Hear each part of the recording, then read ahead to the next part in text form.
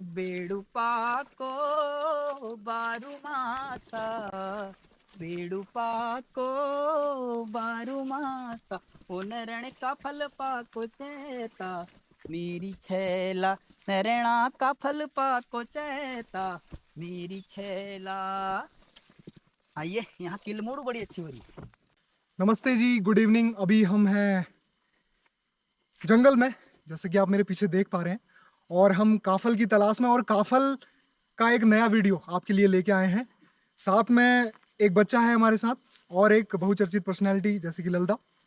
आपने ललदा को इससे पहले वाली वीडियो में देखा होगा, इससे पहले वाली जो वीडियो आई थी उसमें देखा होगा।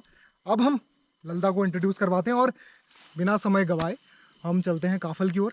और हमने लास्ट टाइम आइडेंटिफाई करा था कि एक बहुत ही मोटा दानेदार काफल था, उसकी तलाश में हम हैं। हालांकि इस बार काफल उतना आया नहीं है जितना हमने एक्सपेक्ट किया था।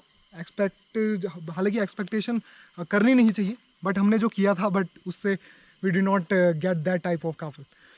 अभी जो हमारा जो मोटिव बना हुआ है, एक्चुअली कुछ चीज़ें ऐसी होती हैं जो आपके जीवन में एक छाप छोड़ के चले जाती है।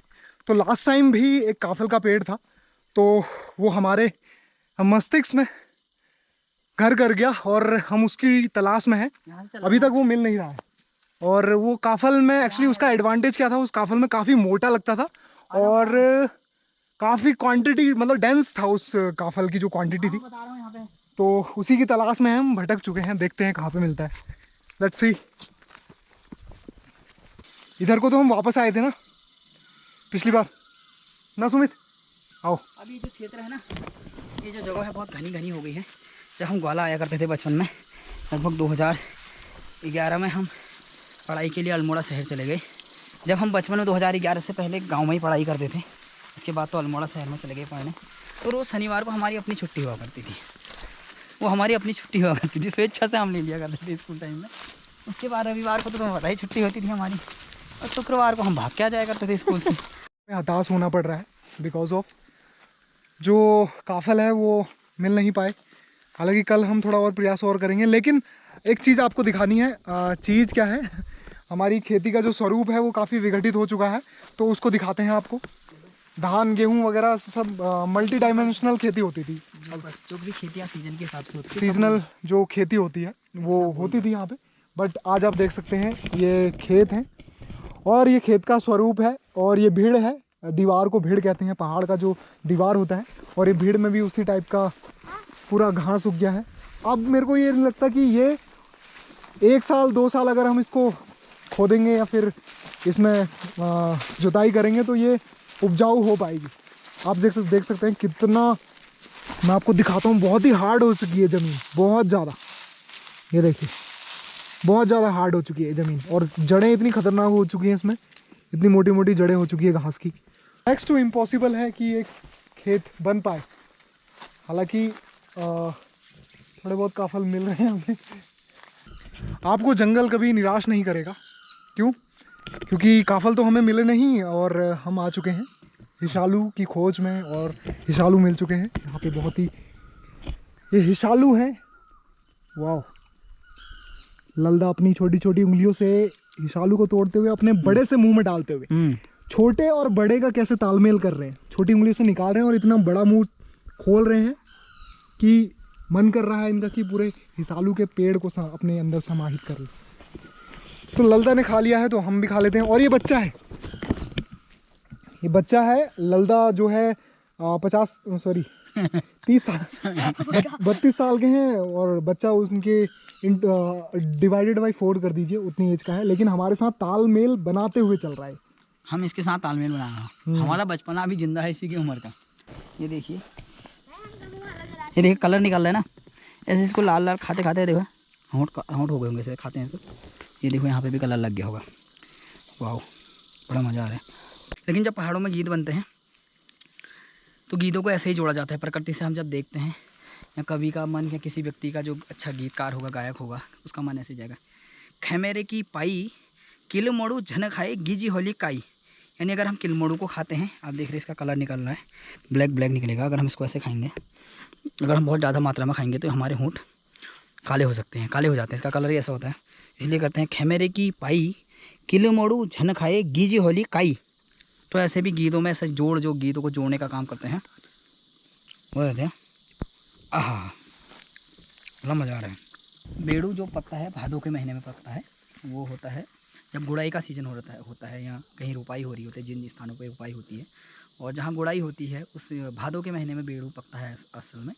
और लोग इसको बेड़ू पाको बारू मासा में गाते हैं। तो अगर जैसे हम उसका उच्चारण करेंगे बारू मासा तो लोगों को लगता है कि 12 महीने पकता है, तो बारू नहीं है, इसको ऐसा भी कहते हैं बेड़ू पाको 12 महीने, एक महीने में, मतलब जो जिस महीने में लगभग और कोई फल नहीं पकते हैं, भादों के महीने में उस महीने में बेड़ू पकता है। और बेड़ू की सब्जी भी बनाई जाती है जब कच्चे होते हैं तो। और उस पर गीत है बेड़ू पाको बारू मासा ओ नरण काफल पाको चैता। तो चैत के महीने से काफल पकने स्टार्ट हो जाते हैं। आइए अभी हम जंगलों की ओर हैं। खूबसूरत ललदा कुछ गा के सुना सकते हैं आप? गा के सुनाते हैं आपको। बेड़ू पाको बारू मासा, बेड़ू पाको बारू मासा ओ नरण का फल पाको चैता, मेरी छैला नैणा का फल पाको चैता, मेरी छैला। आइए यहाँ किलमोड़ू बड़ी अच्छी हो रही है। ये चढ़ नहीं पा रहा है, उधर उधर दूसरों को ज्ञान पेलने वाले लोग हाथ दे। तो उसको खींच दिया है मैंने, देखिए ये मैं हूँ, ये है। होता है, कभी कभार होता है, कभी कभी चीज़ें कुछ ऐसी हो जाती हैं जो विचाराधीन और क्या बोलते हैं एकदम अपोजिट हो जाती है। तो उस वजह से फाइनली ये वाला जो पेड़ है इसके काफ़ी हम वेट कर रहे थे कि ये कब मिलेगा। ये वाला पेड़ है और यहाँ पे हमें एक चीज़ बहुत ही फैसिनेटिंग लगती है, जो ब्लैक वाला हिशालू होता है। Oh shit. लेकिन इस बार काफल जो है ना, मतलब बहुत कम है। पता नहीं, प्रकृति तो इस बार बहुत अच्छा खिली है और बट काफल बहुत कम है, पता नहीं क्यों, इसका पीछे का कारण। और इस वाले पेड़ में भी काफ़ी काफल सूख चुके हैं।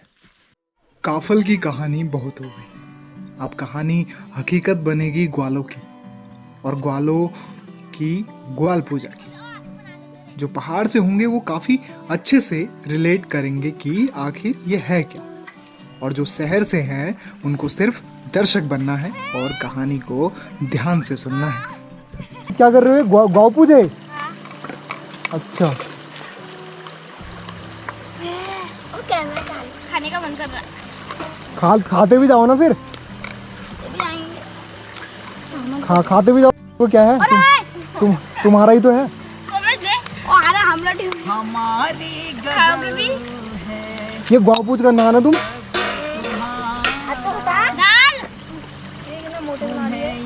अबे दो डाल दिए इसने एक साथ। हाँ डबल है फिर। हाँ डबल पराठे, सिंगल होते ही नहीं। डबल पराठे मतलब?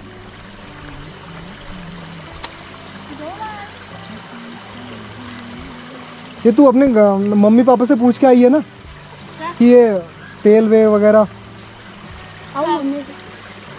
सब तेरी मम्मी ने बोल दिया जाओ करके?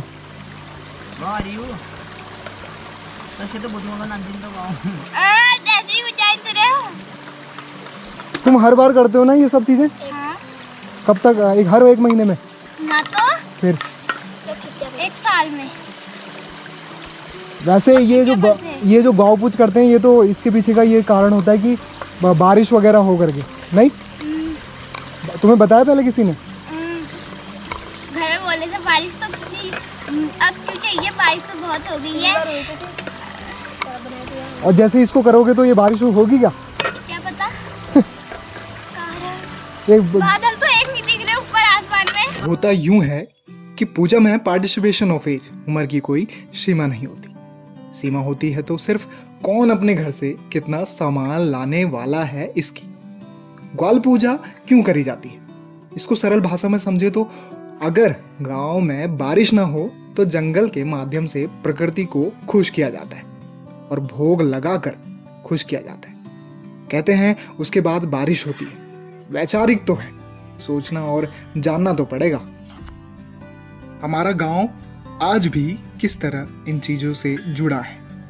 आज भी इन बच्चों ने वो उत्तराखंड की परंपरा को जीवित रखा है।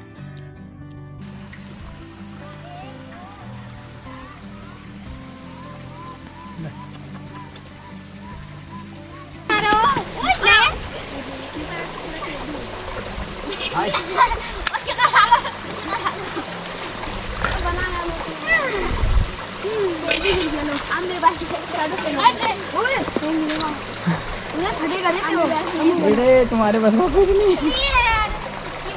बनाओ आलू फ्रॉड बनाओ तो तवा लेके आते ना तुम। हाँ फ्रॉड नहीं बना सकती।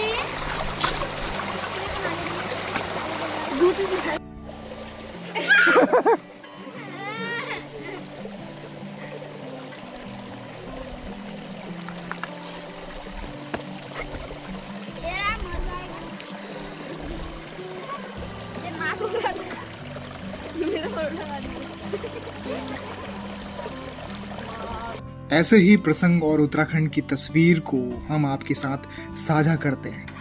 हमारा काम आपको अच्छा लगता है तो थोड़ा प्रयास आपको भी करना पड़ेगा। Like the video and share the video. Until then peace. अपना ख्याल रखिए।